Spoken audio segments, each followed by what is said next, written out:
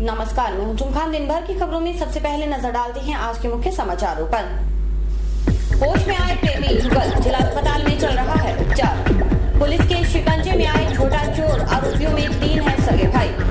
होली धमाल की तैयारी, रोजाना रात को सजती है रसिकों की महफिल। जिले भर में 10वीं बोर्ड की परीक्षा शुरू, पहले दिन अंग्रेजी विषय का हुआ पेपर। अब समाचार विस्तार से। समाज की दिशा थोड़ी विपरीत हो चली है। शादीशुदा दंपतियों में विवाह उत्तर संबंधों में समाज में नैतिकता की नींव खोखली होती जा रही है। ताजा मामला हनुमानगढ़ टाउन का है। एक विवाहिता और युवक जब अपने संबंधों की स्वीकार्यता को लेकर निराश हो गए तो उन्होंने जहर पीकर जान देने की कोशिश की। संतोष की बात यह है कि दोनों की हालत अस्थिर है। इश्क पर जोर नहीं गालिब, यह वो आतिश है जो लगाए न लगे और बुझाए न बुझे। जी हां, समाज की मौजूदा स्थिति को वर्षों पहले गालिब ने महसूस कर ली थी। आज उसके परिणाम सामने आ रहे हैं। गालिब ने यह शेर वर्षों पहले लिखा था, लेकिन ताजा प्रकरण में यह शेर जैसे साकार नजर आया। टाउन में ब्याही निशा और रमेश का एक दूसरे के खेतों में आना जाना था। इस दौरान उनकी नजदीकियां बढ़ी और वे समाज के नैतिक मापदंडों को भूल बैठे। निशा को यह भी याद नहीं रहा कि वह 5 वर्षीय राम और 3 वर्षीय श्याम की मां भी है। अगर उसने गलत रास्ते पर कदम बढ़ाने की कोशिश की तो उन मासूमों का क्या होगा। लेकिन बात गालिब के शेर पर आ जाती है। अंजाम की परवाह किसी को नहीं, और वही हुआ जो अनैतिक संबंधों का होता है। जब बात बाहर निकली तो वे सतर्क हुए, लेकिन फिर भी संभलने की कोशिश नहीं की। लिहाजा रावतसर में लोगों ने उन्हें संदिग्ध अवस्था में देख लिया। वहीं से वे जीवन से हार बैठे, अचानक मरने का निर्णय किया और स्प्रे पीकर बेहोश हो गए। दूसरी तरफ निशा के परिजन उसके लापता होने से चिंतित थे। अचानक खबर आई तो वे अस्पताल पहुंचे। ये 11 तारीख की बात है जी। हम बरसों सब भट्टे लगे हुए थे, मम्मी सरसा गई हुई थी, तो हमें तो सिर्फ ये पता लगा, भतीजी का फोन गया, भाई वो घर पे है नहीं है। तो मैं भट्टे से वापस आया तो उनका पता लगा कि है ही नहीं घर पे, पता नहीं कहाँ चली गई। 12 तारीख को फोन आया। फिर 12 तारीख को वहाँ से रावतसर से फोन आया कि 2 जने पाए, एक लेडीज एक आदमी, भाई भर्ती है हॉस्पिटल में रावतसर। फिर वहाँ से फिर हमें 10 बजे फिर फोन आया कि अब उनको हनुमानगढ़ रेफर कर दिया है हॉस्पिटल में। रमेश को भी होश आने लगा है, वह स्वस्थ हो रहा है। जब उससे पूछा गया तो उसने सारी बात सामने रख दी। रमेश के मुताबिक दोनों एक साथ पकड़े गए तो सोचा अब कोई हमें छोड़ेगा नहीं, इसलिए मरना ही अंतिम फैसला लगा। लेकिन किस्मत को कुछ और मंजूर था, इसलिए जिंदा बच गए। मैं एक लड़की से प्यार करता था, इसलिए मैं घर से बाहर आ गया। बाहर जाने के बाद हम दोनों ने स्प्रे पी ली। उसके बाद हम कौन सी लड़की से आप प्यार करते थे? निशा 1.5 महीना हुआ। वैसे हमारे खेत में आया करते थे वो, क्योंकि हम घर पे वापस जाते तो वैसे घर वाले नहीं छोड़ते, इसलिए हम सोचा चलिए स्प्रे पी ली हमने। चिकित्सालय का नाम सुनते ही जहन में तस्वीर उभरती है भवन की, आसपास फैले बदबू युक्त वातावरण की। लेकिन एक ऐसा भी अस्पताल है जो खुद चलकर गांव में जाता है, मरीजों का उपचार करता है। जी हाँ, वह है आचार्य तुलसी महाप्रग चल चिकित्सालय। दरअसल यह वैन है जो अत्याधुनिक संसाधनों से युक्त है। जैन संत आचार्य महाश्रमण अहिंसा यात्रा शुरू कर रहे हैं। वे इस यात्रा की शुरुआत दिल्ली से करेंगे। बीकानेर से उनका पड़ाव शुरू हुआ है तो विभिन्न शहरों और गांवों से होकर दिल्ली पहुंचेगा। हर जगह आचार्य महाश्रमण का भव्य स्वागत हो रहा है। श्रद्धालु में जबरदस्त उत्साह देखा जा रहा है। आचार्य के साथ एक वैन का भी संचालन होता है। आचार्य तुलसी महाप्रग चल चिकित्सालय के नाम से संचालित वैन में तमाम सुविधाएं हैं। आचार्य का प्रवास जिस गांव में होता है वहां पर यह वैन पहले पहुंच जाता है। वैन का संचालन तेरापंथ प्रोफेशनल फर्म के माध्यम से होता है। इसमें ऑक्सीजन से लेकर तमाम सुविधाएं हैं। यही वजह है कि वैन के बाहर लोग पंक्ति से खड़े होकर उपचार करवाते हैं। प्रभारी कमलेश भाटी बताते हैं कि वैन करीब 300 गांव में सेवा दे चुका है तथा करीब 40,000 से अधिक मरीजों को लाभान्वित किया जा चुका है। आचार्य तुलसी महाप्रज्ञ चल चिकित्सालय, ये चल चिकित्सालय तेरापंथ प्रोफेशनल फोरम संस्था के अंतर्गत संचालित है। इस चिकित्सालय के अंदर जनरल फिजिशियन, लेबोरेटरी जांच, डेंटल, नेत्र रोग, एक्सरे, ईसीजी, निःशुल्क दवाएं एवं निःशुल्क चश्मों की सुविधा उपलब्ध है। इस चल चिकित्सालय के अंदर ऑक्सीजन सुविधा भी उपलब्ध है तथा यह चल चिकित्सालय आचार्य महाश्रमण जी की अहिंसा यात्रा के दौरान गांव-गांव, शहर-शहर जाकर चल चिकित्सालय के अंदर निःशुल्क चिकित्सा शिविर का आयोजन करती है तथा ग्रामीण जनता को इसका फायदा पहुंचाती है। अभी लगभग 2011 से इसका शुभारंभ है। अब तक लगभग 300 गांवों के अंतर्गत 40,000 मरीजों को देखा जा चुका है तथा उनके चिकित्सा का स्वास्थ्य परीक्षण किया गया है। कमलेश भाटी के मुताबिक वैन में 2 जनरल फिजिशियन, नेत्र रोग विशेषज्ञ और दंत रोग विशेषज्ञ आदि सेवा दे रहे हैं। खास बात है कि जांच के बाद मरीजों को मुफ्त दवाइयां भी दी जा रही हैं। इस चल चिकित्सालय में 2 general physician, doctor DK Mishra, doctor Amit Sethia, एक नेत्र सहायक राजकुमार जी सेठिया, एक दंत रोग विशेषज्ञ डॉक्टर अल्केश चौधरी लेबोरेटरी जांच में है, एक मेल नर्स है रामावतार जी और इसके इंचार्ज है रोहित कुमार जी दुग्गड़। तो मैं इसका पूरा मतलब तेरापन प्रोफेशनल फोरम का पूरा कार्यभार देखता हूँ। इस संस्था को करीब 4 साल हो चुके हैं और इस गाड़ी पर चलते हुए लगभग 2 साल हो गए हैं। हनुमानगढ़ जिले में हड़प्पा कालीन सामग्रियों के मिलने का सिलसिला जारी है। भादरा के पास उत्खनन कार्य के दौरान मोहरे आदि मिलने का सिलसिला अनवरत जारी है।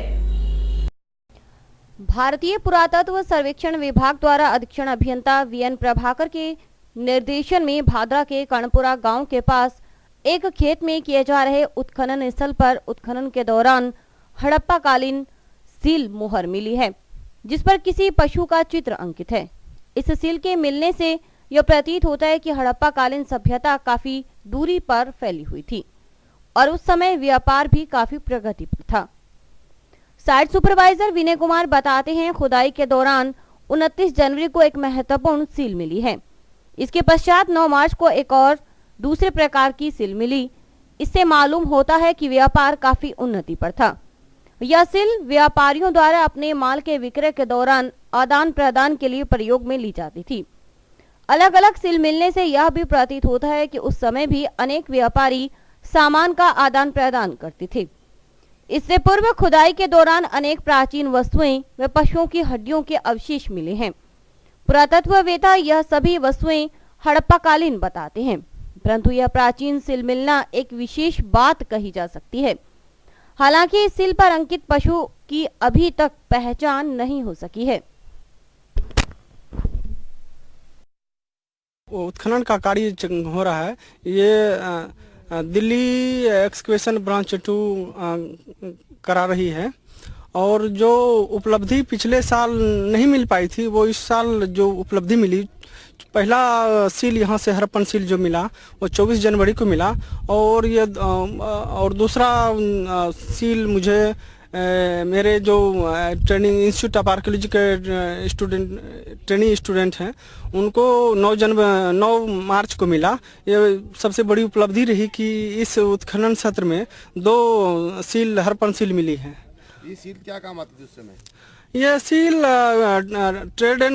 ट्रेड के लिए एक महत्वपूर्ण हुआ करती थी और इसके माध्यम से जो वस्तु भी जो आदान प्रदान क्रय विक्रय का था और इसमें इसका उपयोग किया जाता था मुहर का। होली हुड़दंगों के लिए जानी जाती है। एक समय था जब फागुन की शुरुआत के साथ ही रसियों की टोली होली गाने में मशहूर हो जाती थी, लेकिन वक्त के साथ होली के मायने भी बदल रहे हैं। ऐसे में हनुमानगढ़ जंक्शन के इच्छापूर्ण हनुमान मंदिर धमाल मंडली के प्रतिनिधि उस पुरानी परंपरा को जीवंत रखने में जुटे हैं। पेश है खास रिपोर्ट। होली शब्द सुनते ही मन में छा जाता है उत्साह, भर जाता है जोश। गुलाल की महक से तन और मन में जैसे भर जाता है उल्लास। जीवन में खुशियों की सौगात देने आती है होली, लेकिन वक्त के साथ होली के मायने भी बदल रहे हैं। होली हमें भारतीय संस्कृति की अद्भुत छटा का एहसास करवाती है। एक समय था जब लोग फागुन मास की शुरुआत के साथ ही रात को चौपालों पर होली गाते थे। खूब सारी ठिठोली होती थी, लेकिन अब ना वे लोग रहे और न ही ठिठोली करने वाले, लिहाजा सब कुछ बदल गया। लेकिन हनुमानगढ़ की इच्छापूर्ण हनुमान मंदिर धमाल मंडली को यह बदलाव नागवार गुजरा। पूर्व पालिका अध्यक्ष राजकुमार तंवर, व्यापारी अशोक व्यास, भाजपा नेता किशन पुरोहित आदि ने व्यवस्थाएं संभाली। वे होली से 10 दिन पहले से इसकी तैयारी शुरू कर देते हैं। रोजाना रात को वे हनुमान मंदिर पहुंचते हैं और 1.5 से 2 घंटे तक उत्साह के साथ होली गाते हैं। शायद अपनी माटी की खुशबू इन्हें तरोताजा रखती है, तभी तो अशोक व्यास जैसे 60 वर्षीय व्यक्तियों का उत्साह किसी बच्चे की तरह नजर आता है।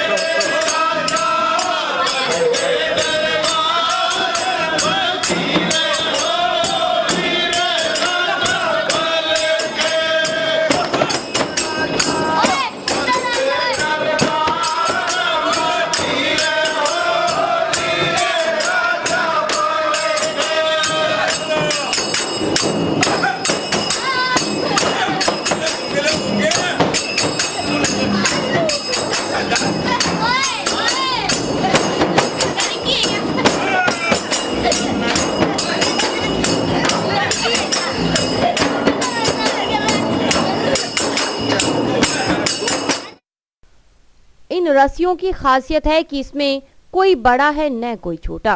पूर्व पालिका अध्यक्ष राजकुमार तंवर खुद होली गाने का शौक रखते हैं। वे मीडिया के सामने आने से परहेज करते हैं, लेकिन गाने में आगे रहते हैं। गाने की शुरुआत भी वे खुद करते हैं, पीछे पीछे गाते हैं बाकी रसिए चाहे सुधीर जांगिड़ हो या बिल्लू, राजू राजस्थानी, मुकेश बागड़, लब्बू और देवेंद्र। उत्साह में कोई किसी से कम नहीं, स्वांग रचने में भी माहिर। आखिर स्वांग रचना भी धमाल का प्रमुख तरीका जो है। अशोक व्यास कहते हैं कि 10 से 15 साल से इस तरह के कार्यक्रमों का आयोजन होता है। आज के 10-15 साल पहले ये होली धमाल प्रोग्राम, राजस्थान प्रोग्राम बहुत बड़े उत्सव के साथ मनाए जाते थे, लेकिन स्नेह स्नेह जैसे पीढ़ियाँ बढ़ती गई, इस प्रोग्राम में कमी आती गई।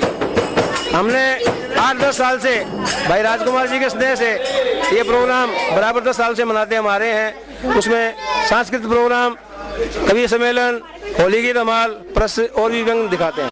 खास बात है कि इस मंडली में बुजुर्गों के अलावा युवाओं को भी आमंत्रित किया जाता है, एकमात्र मकसद कि अपनी संस्कृति को जिंदा रखने वालों की एक पीढ़ी तैयार हो, लेकिन युवाओं को इससे जैसे कम ही जुड़ाव है।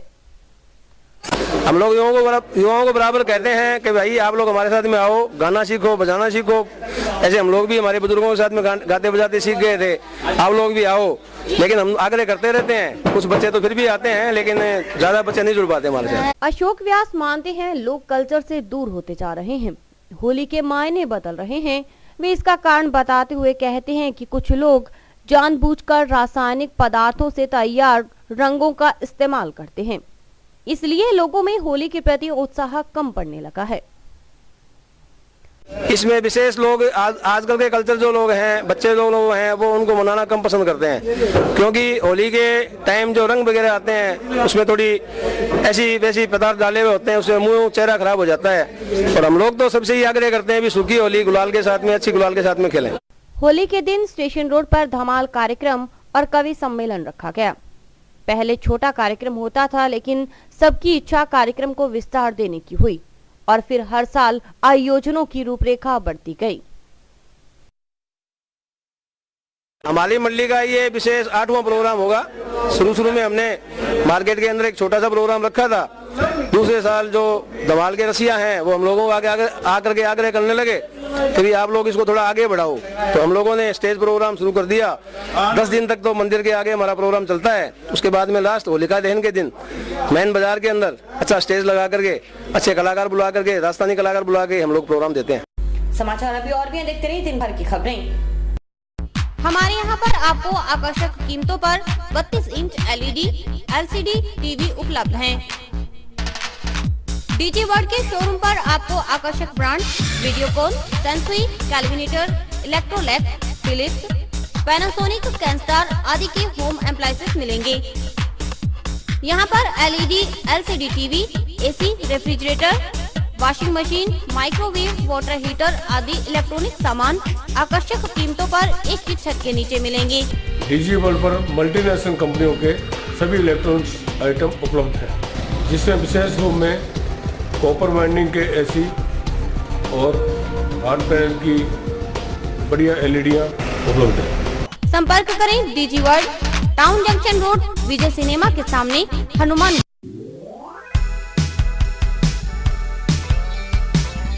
मीत कलेक्शन, एक कंप्लीट जेंट्स वियर शोरूम।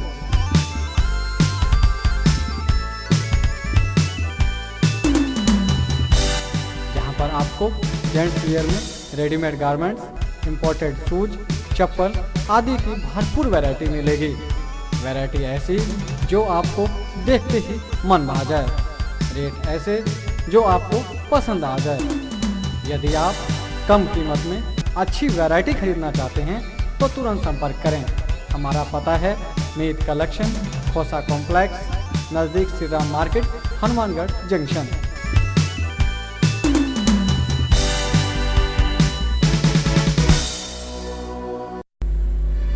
जिले भर में 10वीं बोर्ड की परीक्षा गुरुवार को शुरू हुई। आज पहले दिन अंग्रेजी विषय का पेपर हुआ।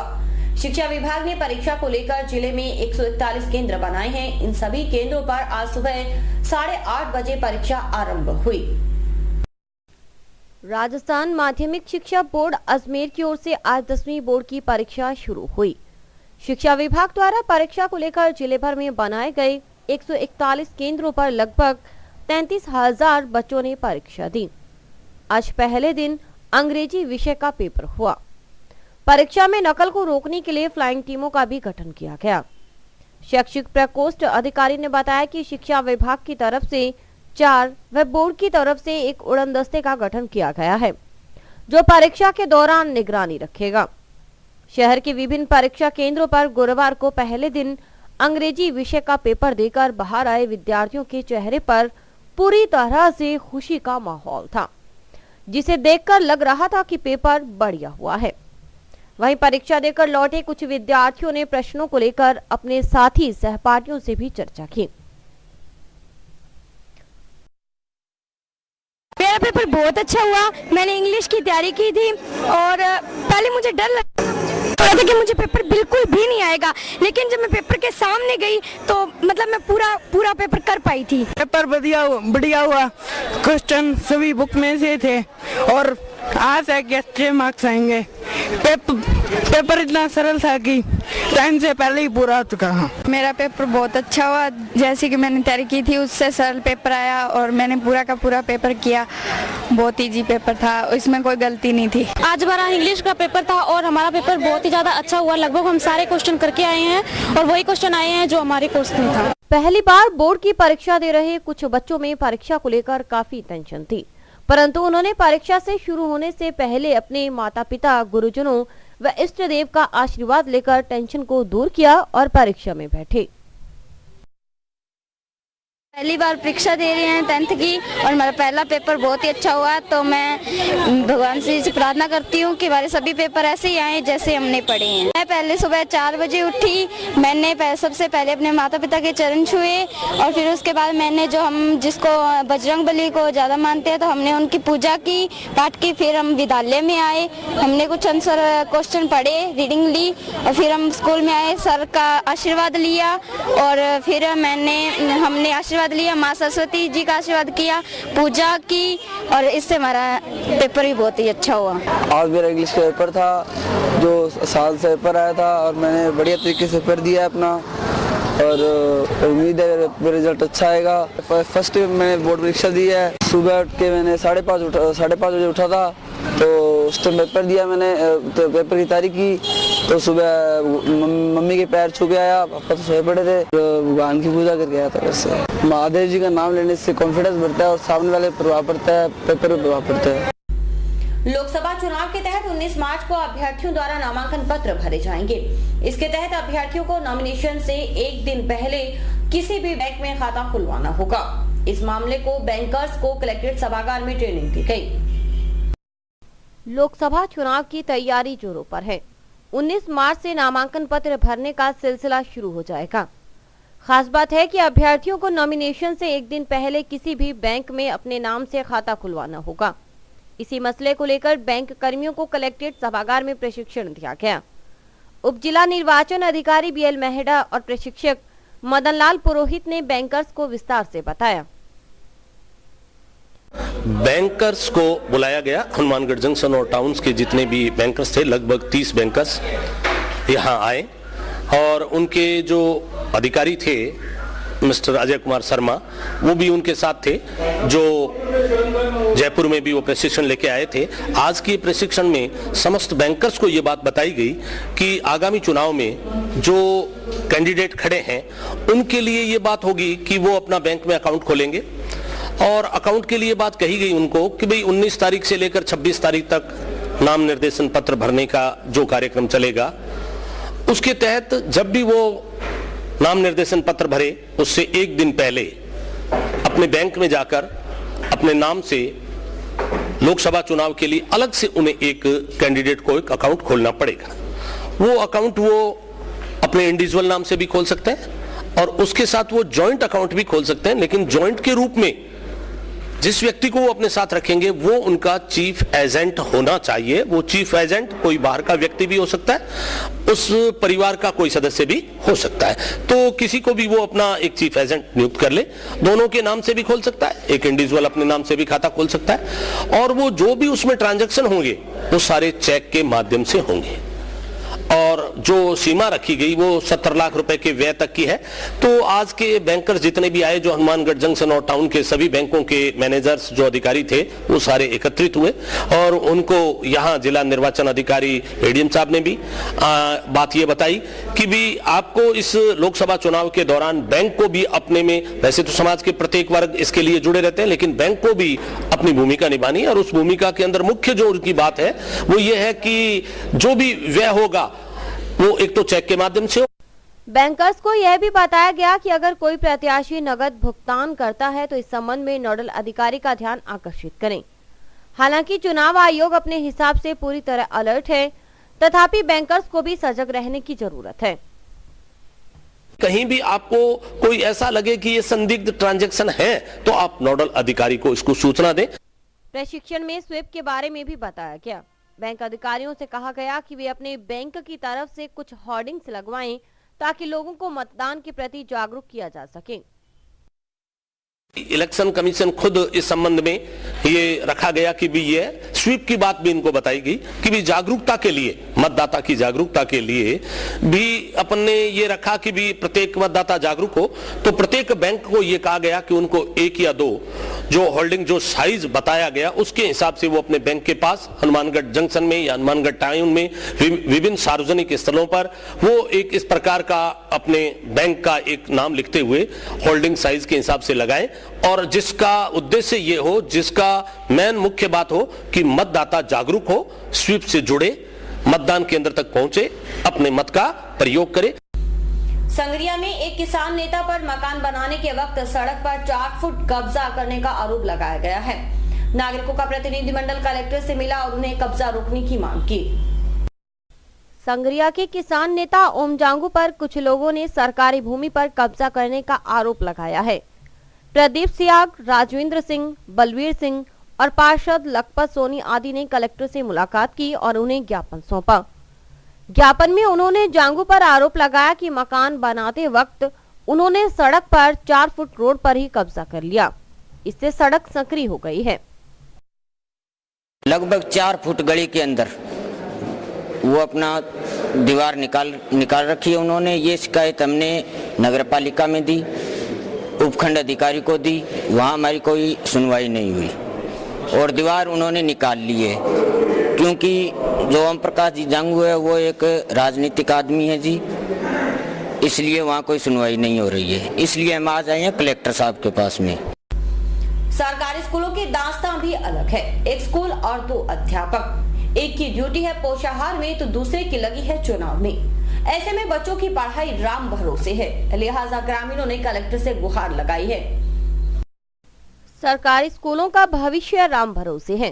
स्कूलों की संख्या तो बढ़ती जा रही है, लेकिन अध्यापकों की संख्या उस हिसाब से नहीं बढ़ रही। अब ग्राम पंचायत 4 के एसपी के चक 3 के एसपी के राजकीय प्राथमिक विद्यालय को देखिए। चक में करीब 200 परिवार रहते हैं। उनके बच्चे इसी स्कूल में पढ़ते हैं, लेकिन स्कूल में पढ़ाई का उचित माहौल नहीं। अब कुछ दिनों से पढ़ाई बिल्कुल ठप है। 2 अध्यापक हैं, एक की ड्यूटी चुनाव में लगी है तो दूसरे को पोषाहार से फुर्सत नहीं। अब बच्चों को कौन पढ़ाए? लिहाजा माकपा नेता जगजीत सिंह जगी के नेतृत्व में ग्रामीण कलेक्टर से मिलने पहुंचे। उन्होंने कलेक्टर को ज्ञापन दिया। ग्राम पंचायत 4 के एसपी पंचायत समिति टिब्बी के चक 3 के एसपी के कुछ ग्रामीण इस मामले को लेकर के जिलाधीश से मिलने के लिए आए हैं कि वहाँ एक प्राथमिक स्कूल है जिसमें 2 अध्यापक हैं, तकरीबन 90 बच्चे हैं वहाँ प्राथमिक स्कूल में।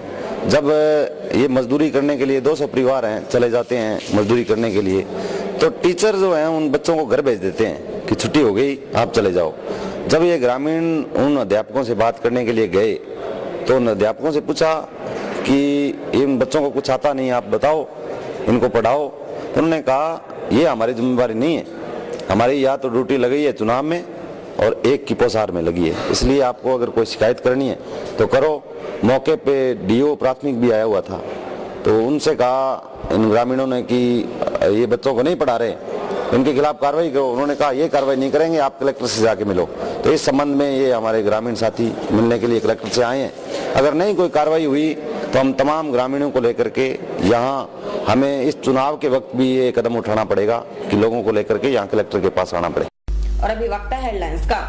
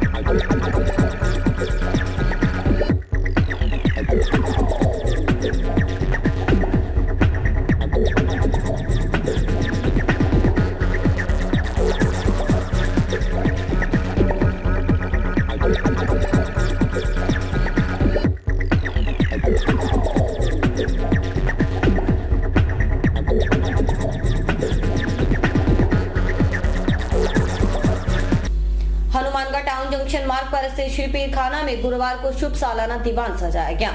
इस मौके पर जिला मुख्यालय सहित आसपास के राज्यों से पहुंचे हजारों श्रद्धालुओं ने धूप लगाकर मन्नतें मांगी। हनुमानगढ़ में टाउन जंक्शन मार्ग स्थित श्री पीरखाना में पीर शुभ सालाना दीवान सजाया गया। मुख्य गद्दीदार बाबा हरबंस लाल गर्ग के सानिध्य में श्रद्धालुओं ने पीर बाबा की दरगाह पर माथा टेक सुख समृद्धि की कामना की। श्री पीरखाना में 17वें शुभ सालाना दीवान में राजस्थान के विभिन्न शहरों के अलावा पंजाब और हरियाणा के भी हजारों श्रद्धालु यहां पहुंचे।